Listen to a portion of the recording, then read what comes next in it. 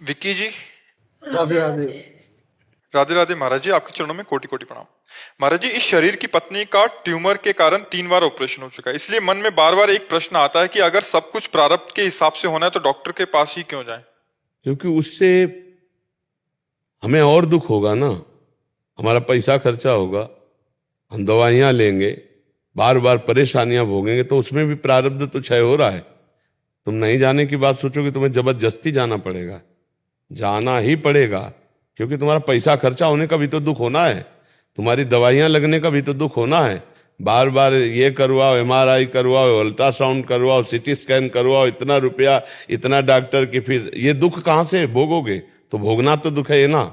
और अगर कहीं उसका सौभाग्य आता है कि इतने प्रारब्ध से सब मिट गया और ठीक होने का आता है, तो सुख का आगे के आ जाएगा, और नहीं आता है तो बार बार उसको भोगना पड़ेगा। अवश्य में भोक्तव्यम कृतम कर्म शुभाशुभम, भोगना पड़ेगा।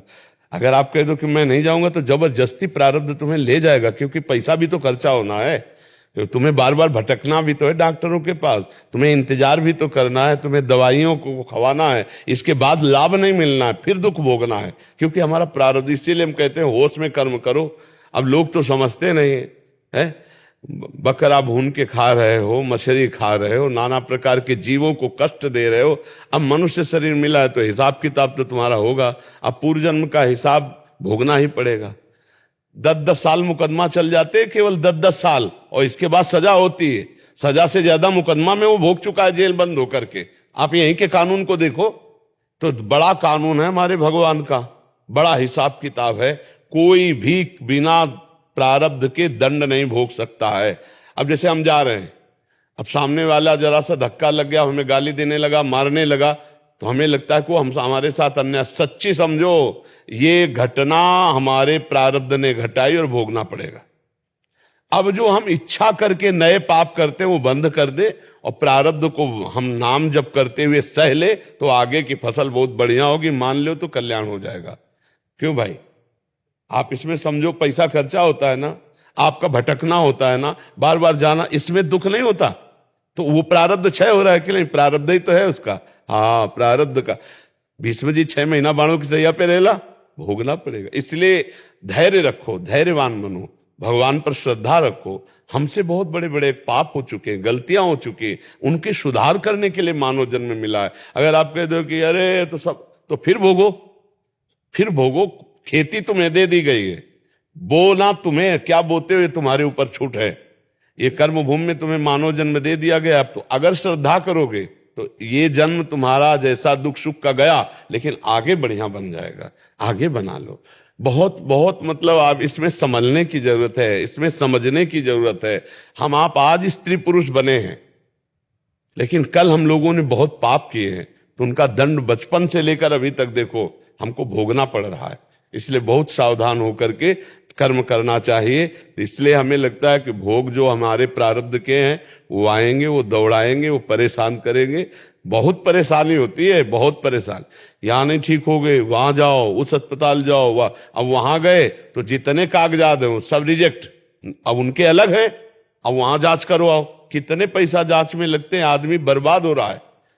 दवाई से ज्यादा आदमी बर्बाद हो रहा है जांच में, नहीं जांच है। अब पहले था नाड़ी पकड़ी या ऐसे दवाई, अब तो जरा भी कहीं कुछ है तो जाओ MRI करवाओ, CT स्कैन करवाओ, अल्ट्रासाउंड करवाओ, और इतने प्रकार की खून की जांच करवाओ कि गरीब आदमी तो जांच ही भर में परेशान हो जाए, दवा तक तो पहुंचे नहीं, डॉक्टर की फीस और जांच। अब ये सब प्रारब्ध ही भोग है। और आज कोई शरीर बिरला स्वस्थ हो नहीं, high blood pressure, low blood pressure, sugar, ये वो परेशानियां देखो शरीर। क्योंकि आज का अन्न शुद्ध, प्रकृति अशुद्ध होती चली जा रही, वृक्षों का नाश हो रहा है, प्रकृति अशुद्ध होती चली जा रही। इतना खाद डाली जाती है, इतने केमिकल डाले जाते हैं कीड़ा रक्षा के लिए, कि वो सब उसी पौधे पे जाते हैं। पौधे पे जो फल लगते हैं, जो अन्न लगता है, वो जो हम पाते हैं, वो हमारे शरीर का कहीं ना कहीं ह्रास, कहीं ना कहीं पतन करने वाला, स्वास्थ्य का नाश करने वाला होता है। और आजकल तो अब तो विश्वास नहीं कि ये दूध है कि नहीं,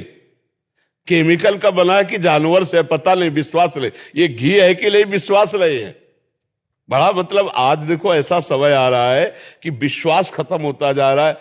जब दाल को पानी में धो तो हरापन छूटता है, बताओ उसको भी सुरक्षित नहीं छोड़ रहे हैं कि दाल आदि अन्न आदि उनको भी केमिकल मिला रहे हैं उनमें। अब वो केमिकल जो खरीदेगा तो बहुत पानी से धो लेगा, तो उसमें जो प्रभाव पड़ा वो शरीर के लिए आता है।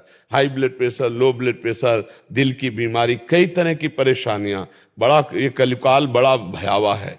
नाम जप करके भगवान की प्राप्ति कर लो और जो दुख सुख आए उसे सह लो। हमारी तो यही प्रार्थना है। और अगर भगवान पर श्रद्धा करोगे तो तुम्हारी ही हानि हो जाएगी। उस महान में तो कोई फर्क पड़ने वाला है नहीं, उसको कोई फर्क नहीं पड़ रहा। वो तुम्हारे हृदय में भी बैठा हुआ है, निरपेक्ष बैठा हुआ है, वो देख रहा है।